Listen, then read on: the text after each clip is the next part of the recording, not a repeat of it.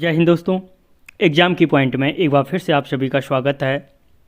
दोस्तों, इस वीडियो में हम जो भारतीय बजट है, भारतीय बजट 2022-23 के जितने भी मोस्ट इम्पॉर्टेंट क्वेश्चन होंगे और जितने भी मोस्ट इम्पॉर्टेंट फैक्ट होंगे, उन सारे फैक्टों को इस वीडियो में कवर करेंगे, जो आपके आने वाले एग्जाम के लिए बहुत ज़्यादा हेल्पफुल होने वाला है और यहाँ से कोई ना कोई क्वेश्चन ज़रूर देखने को मिलेगा।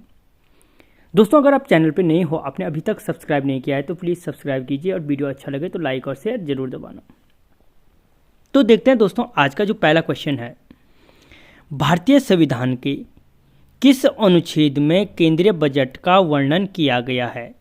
ठीक है, कि जो भारतीय संविधान है उसमें किस अनुच्छेद में क्या है, जो केंद्रीय बजट है उसका वर्णन किया गया है। तो दोस्तों, अनुच्छेद 112 में क्या है, केंद्रीय बजट का वर्णन किया गया है। कि जो भारतीय संविधान के अनुच्छेद 112 में क्या है, केंद्रीय बजट का वार्षिक वित्तीय विवरण का दिया गया है। किसमें? अनुच्छेद 112 में। और जो बजट है प्रत्येक वर्ष के फरवरी माह के प्रथम कार्य दिवस को वित्त मंत्री द्वारा प्रस्तुत किया जाता है। ठीक है,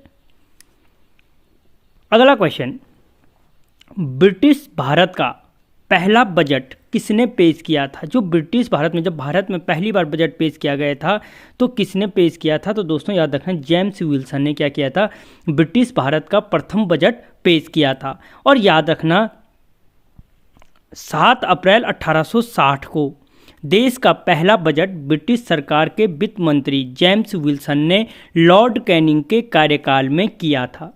ठीक है, यानी जो ब्रिटिश भारत का पहला बजट था, जेम्स विल्सन ने प्रस्तुत किया था। और किसके कार्यकाल था, तो लॉर्ड कैनिंग का कार्यकाल में किया था। और इसी समय आयकर की शुरुआत की गई थी, इनकम टैक्स की शुरुआत क्या थी, इसी समय की गई थी। और इसीलिए जो लॉर्ड कैनिंग है, इसे आयकर का जनक भी कहा जाता है। ठीक है, अगला क्वेश्चन, स्वतंत्र भारत का प्रथम बजट किसने पेश किया था। तो दोस्तों, जो स्वतंत्र भारत का प्रथम बजट पेश किया गया था वो आर.के. षणमुखम चेट्टी के द्वारा किया गया था। ठीक है, तो यहाँ पे देख लो, जो स्वतंत्र भारत का प्रथम बजट था आर.के. षणमुखम चेट्टी ने 26 नवंबर 1947 को पेश किया था। कब किया था? 26 नवंबर 1947 को पेश किया था। ठीक है, अगला क्वेश्चन, गणतंत्र भारत का प्रथम बजट किसने पेश किया था। जो गणतंत्र भारत का प्रथम बजट था वो किसने पेश किया था। तो दोस्तों, गणतंत्र भारत का जो प्रथम बजट था जॉन मथाई ने प्रस्तुत किया था। ठीक है, तो दोस्तों, जो गणतंत्र भारत का प्रथम बजट था 28 फरवरी 1950 को पेश किया गया था। और किसने पेश किया था, तो जॉन मथाई ने पेश किया था। अब यहाँ पे देख लो, ब्रिटिश भारत का जो प्रथम बजट था जेम्स विल्सन ने प्रस्तुत किया था।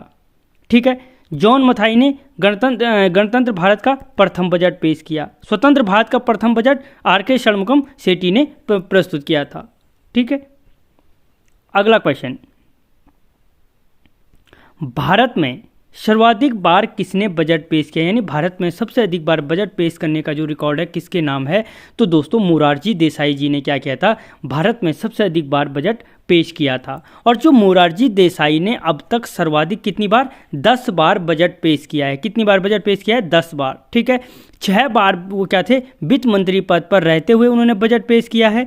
और 4 बार उप प्रधानमंत्री पद पर रहते हुए क्या किया है, उन्होंने बजट पेश किया। यानी भारत में सबसे अधिक बार 10 बार बजट पेश करने का जो रिकॉर्ड है वो मोरारजी देसाई ने प्रस्तुत किया है। अगला क्वेश्चन, केंद्रीय बजट पेश करने वाली प्रथम पूर्णकालिक महिला वित्त मंत्री है। यानी केंद्रीय बजट को जो प्रस्तुत करने वाली पूर्णकालिक महिला वित्त मंत्री पूछ रहा है। ठीक है, पूर्णकालिक जो महिला वित्त मंत्री है वो कौन है, तो दोस्तों कौन है, निर्मला सीतारमण। तो दोस्तों, अगर पूर्णकालीन नहीं बोलता, किस महिला ने सर्वप्रथम भारत में बजट पेश किया था, तो वो इंदिरा गांधी होता। लेकिन पूर्णकालीन जो महिला वित्त मंत्री है वो कौन है, निर्मला सीतारमण है। तो जो निर्मला सीतारमण है, केंद्रीय बजट पेश करने वाली क्या है, प्रथम पूर्णकालिक महिला वित्त मंत्री हैं। उनसे पहले इंदिरा गांधी ने 1970-71 में बजट पेश किया था। ठीक है, जो निर्मला सीतारमण जी थे उनसे पहले क्या कर रखा है, इंदिरा गांधी ने बजट पेश कर रखा है 1970-71 में। लेकिन जिस समय इंदिरा गांधी ने यह बजट पेश किया था उस समय यह प्रधानमंत्री थी।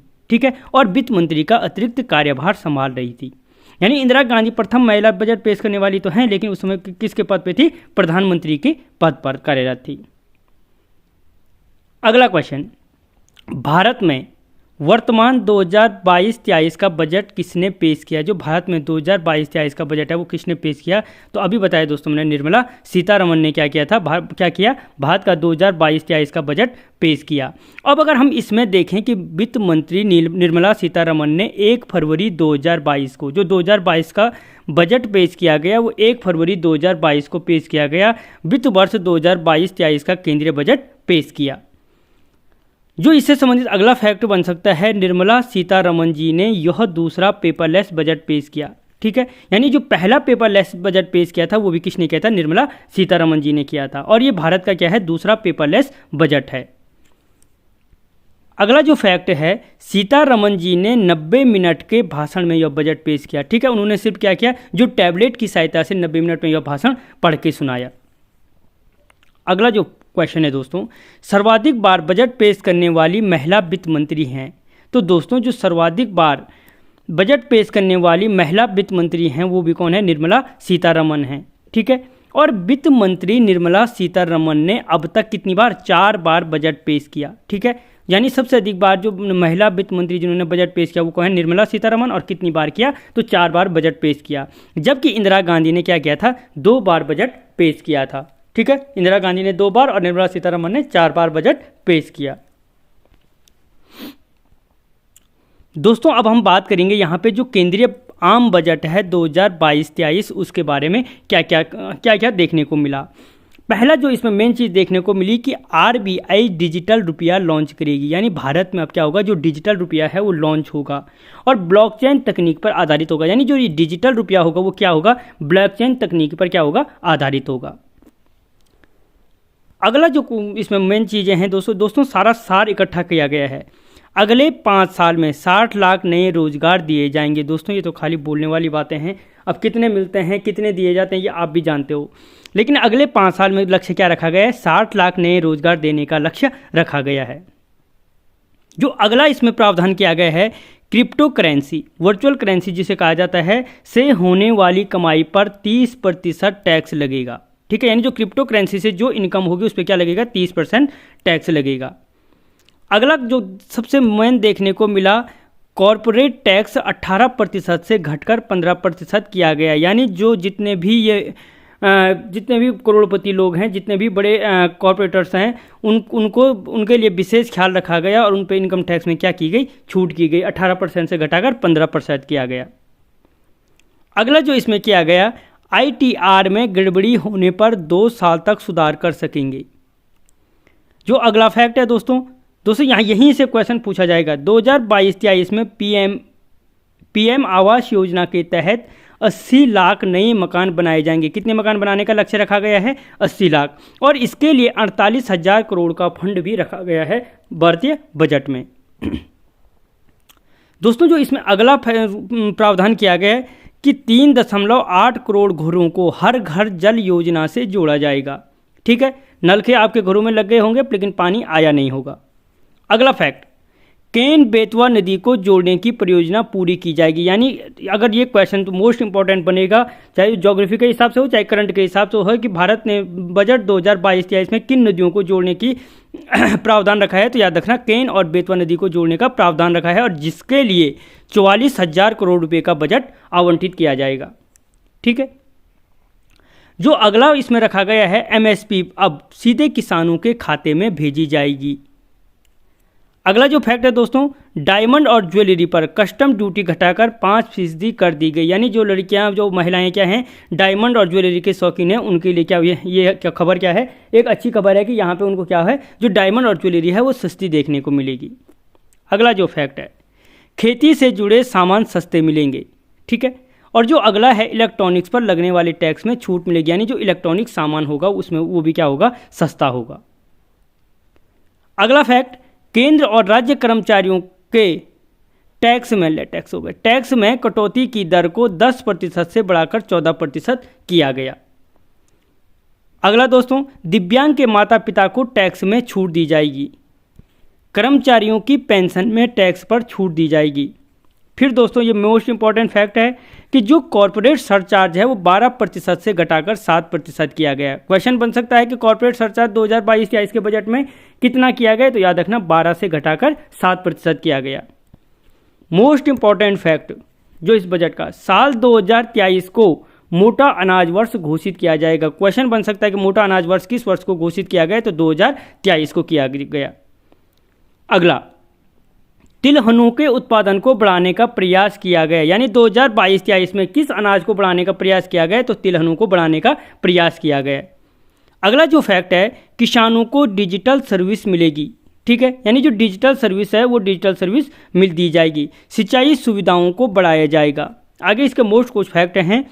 अगला जो फैक्ट है, गंगा के किनारे 5 किलोमीटर तक की खेती पर रसायन मुक्त प्राकृतिक खेती को बढ़ावा दिया जाएगा, यानी जो गंगा नदी के किनारे 5 किलोमीटर तक जितनी भी ज़मीन है उसमें किसी भी रसायन का प्रयोग नहीं किया जाएगा। अगला जो फैक्ट है, स्थानीय उत्पादों की चेन बढ़ाने के लिए एक स्टेशन एक उत्पाद योजना शुरू की गई, यानी क्वेश्चन यहाँ से मोस्ट इंपॉर्टेंट बनता है कि स्थानीय उत्पादों की चेन बढ़ाने के लिए किस योजना की शुरुआत की गई, तो एक स्टेशन एक उत्पाद योजना की शुरुआत की गई। अगला जो फैक्ट है, 8 नए रोपवे का निर्माण किया जाएगा, जिसके तहत कहा जा रहा है कि केदारनाथ में भारत का सबसे लंबा रोपवे का निर्माण किया जाएगा।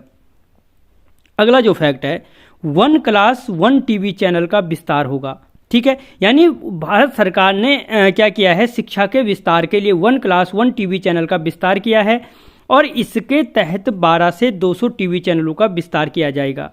सभी राज्यों के 1 से 12 साल तक के बच्चों को स्थानीय भाषा में शिक्षा दी जाएगी। अब जो 1 क्लास 1 टीवी चैनल है उसके तहत कितने से कितने साल के बच्चों को स्थानीय भाषा में शिक्षा मिलेगी, तो याद रखना 1 से 12 साल तक के बच्चों को स्थानीय भाषा में क्या मिलेगी, शिक्षा दी जाएगी।